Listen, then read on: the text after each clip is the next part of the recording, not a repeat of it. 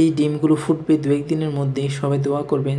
Hello viewers, welcome to my YouTube channel. আমার নতুন একটি ভিডিওতে সবাইকে স্বাগতম। আমার কবুতরগুলো নিয়ে আমি খুবই সমস্যায় আছি। সবাই জানেন যে কয়েকদিন আগে আমার কবুতরে একটা বাচ্চা ফুটেছিল, এই জোড়াটার বাচ্চা ফুটেছিল। তো এদের মা বাবা মনে হয় পাড়া দিয়ে মেরে ফেলছে, যার কারণে বাচ্চাটা 3 দিন বয়সের সময় মারা গিয়েছে।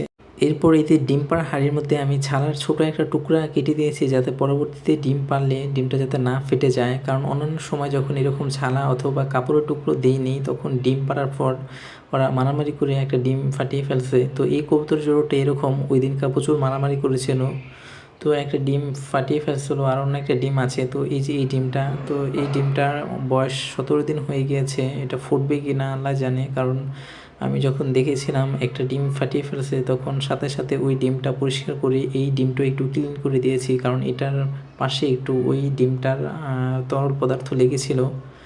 তো ডিমের মধ্যে ব্রণ আছে নাকি মারা গিয়েছে জানা নেই। তো ডিমটা কালো কালো দেখাচ্ছে। আর অন্যান্য কবুতরের ডিম একদম সাদা থাকে। আমার উপরে আরেক জোড়া কবুতরের 2টা ডিম পেরেছে। তো ওই ডিমগুলো দেখলে আপনারা বুঝতে পারবেন। তার জন্য কবুতরকে জোড়া দেওয়ার সময় একদম বেশি বয়সের কবুতরের সাথে কম বয়সী কবুতরের জোড়া দেওয়া ঠিক হবে না। এতে বেশি বয়স্ক মাদি থাকলে মাদির ডিম ছোট হবে আর ঠিকমতো তা দিতে চাইবে না, এরকম সমস্যা হবে। আর কম বয়সী যদি নর হয়, তাহলে দেখবেন নর প্রচুর ডিমের প্রতি মায়া থাকবে আর সারাক্ষণ মাদির চেয়ে নর এই ডিমের ভিতর বেশি বসে থাকবে। তো আমারটাও হয়েছে এরকম। এগুলো প্রথম দিকে প্রচুর মারামারি করেছিল, কে ডিমে বেশি তা দিবে। তারপরেই তো ডিমটা ফাটিয়ে ফেলছিল। আর এদিকে দেখুন আমার আরেক জোড়া, এই জোড়াটা ঠিক আছে।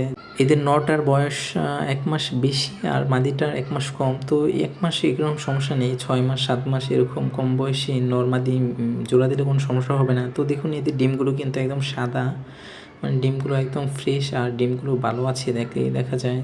তো আমার এই ডিমগুলো ফুটবে 2-1 দিনের মধ্যেই, সবাই দোয়া করবেন যাতে সুন্দরভাবে ফুটে বের হয় বাচ্চারা। আর এদের মা বাবারও প্রচুর পরিমাণে ঝগড়াঝাটি মারামারি এরকম করে, যার কারণে খুবই হতাশায় আছি। কারণ এরকম মারামারি করলে ডিমে ঠিকমতো তা দেয় না, লাস্টের দিকে এসে 2-1 দিনের মধ্যে বাচ্চাগুলো ফুটে বের হবে। আর ফোটার পর যদি এরকম মারামারি করে, তাহলে ঠিকভাবে নরমালি একসাথে রাখা যাবে না। আর না রাখলে তো বাচ্চাদের ঠিকমতো যত্ন করবে না, খাওয়াবে না। এতে শীতকালে বাচ্চা আরও অসুস্থ হয়ে মারা যাওয়ার সম্ভাবনা বেশি।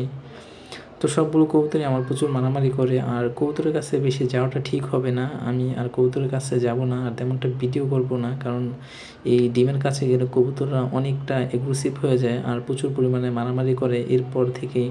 তো দেখুন এই কবুতরের জোড়াটায় যে নরটা বসে আছে, মাদিটাকে বসতেই দিচ্ছে না। তো এই কবুতরের ডিমটা আমি একটু চেক করে দেখব যে এটার ডিমের ভিতরে বাচ্চা আছে নাকি ডিমটা নষ্ট হয়ে গিয়েছে। কারণ একবারই দেখেছিলাম ক্যান্ডিংয়ের সময়, যখন আরেকটা ডিম ছিল তো সেই ডিমটা তো ফাটিয়ে ফেলছে। আর তখন ক্যান্ডিং করে দেখলাম যে এই ডিমের মধ্যে বাচ্চা আছে। এখন আবার একটু দেখবো যে লাইট দিয়ে ডিমটা নষ্ট হয়ে গিয়েছে নাকি ভিতরে বাচ্চা আছে। তো ভালোভাবে আমি ক্যান্ডিং করে দেখলাম যে ডিমের মধ্যে অনেকটাই কালো অংশ আর অনেকটাই একটু সাদা। তো ডিমের মধ্যে মনে হচ্ছে বাচ্চা আছে বা ভালোভাবে তা দেয় নেই, যার কারণে আরও পরে ফুটবে। কিন্তু ভালোভাবে তা দিয়ে নেই, 2-1 দিনের মধ্যে ফুটে বের হতো। তো আমার কেমন যেন মনে হচ্ছে এটা থেকে বাচ্চা বের হবে না, কারণ কয়েকদিনের মধ্যে এটা বাচ্চা ফুটে বের হতো আর ডিমটা এখনও অনেকটাই সাদা অংশ আছে। আর এদিকে দেখুন আমার এই কবুতরের 2টা ডিম পেড়েছে, 5 দিন হবে। তো একটা ডিম বড় আর একটা ডিম ছোট। তো যেই ডিমটা বড় সেই ডিমটা আবার মনে হয় তা দেওয়ার সময় হালকা ফাটিয়ে ফেলছে। মানে একদম যে ফাটিয়ে ফেলেছে তা না, হালকা যেরকম যে প্রচুর রোদ আসলে মাটি যেমন ফেটে যায় অল্প অল্প, ঠিক তেমন। তো সেটা থেকে বাচ্চা হবে কি না কে জানে, মনে হচ্ছে হতেও পারে। তো সবাই দোয়া করবেন। প্রচুর মারামারি করে কবুতরগুলো আর আমার একটার পর একটা কবুতরের বিপদ লেগেই আছে। তো সবাই একটু মাশাআল্লাহ বলবেন যাতে কারো বদনজর না লাগে। আর এদিকে দেখুন 4 দিন পর কবুতর এবং মুরগির টেরের সব ময়লাগুলো আমি ক্লিন করে দিয়েছি। আর প্রত্যেক দিন এভাবে একদিন পর পর ক্লিন করতাম, যেহেতু এখন একটু শীতকাল তার জন্য ক্লিন করিনি। আর ক্লিন করে দিলে সবচেয়ে ভালো, তাহলে কবুতররা সুন্দর একটা পরিবেশ থাকে, কম মারামারি করে আর ডাকাটি কম করে। আর এদিকে দেখুন যে উপরের যে 2টা ডিম দেখেছিলাম, ওদের নর মাদি অনেক মারামারি করছিল। 2-1 দিনের মধ্যে বলছি বাচ্চা ফুটবে। তো নরটাকে আমি আলাদাভাবে রেখে দিয়েছি, এটা প্রচুর ঠুকরায় মাদিকে।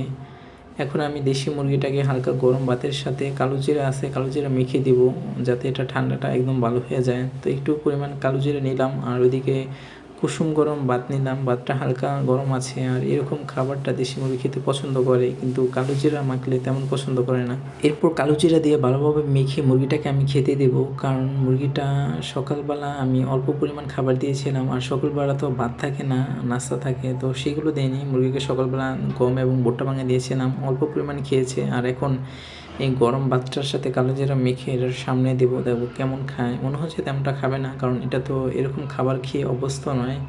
শুধু যদি সাদা ভাত দিতাম তাহলে খেয়ে নিত দ্রুত, কিন্তু যেহেতু কালো জিরা দিয়েছি হালকা হালকা তিতা লাগবে, যার কারণে তেমনটা খাচ্ছিল না। তারপর যতটুকু খাচ্ছিল ততটুকুই ভালো। আলহামদুলিল্লাহ, আশা করা যায় মুরগিটা ঠান্ডা একদম ভালো হয়ে যাবে। এটা ঠান্ডা লেগেছে প্রায় 1 সপ্তাহের মতো হবে, তো মুরগিটা তো সুস্থ আছে, এতটুকুই বেশি। এরপর মুরগিটাকে কালো জিরা মাখা বাদ দিয়ে আমি রুমের মধ্যে চলে আসি, কারণ আমি সামনে থাকলে এটা তেমনটা খাবে না। আমার ভিডিওটা আজকে এই পর্যন্তই। সবাই ভালো থাকবেন, আল্লাহ হাফেজ।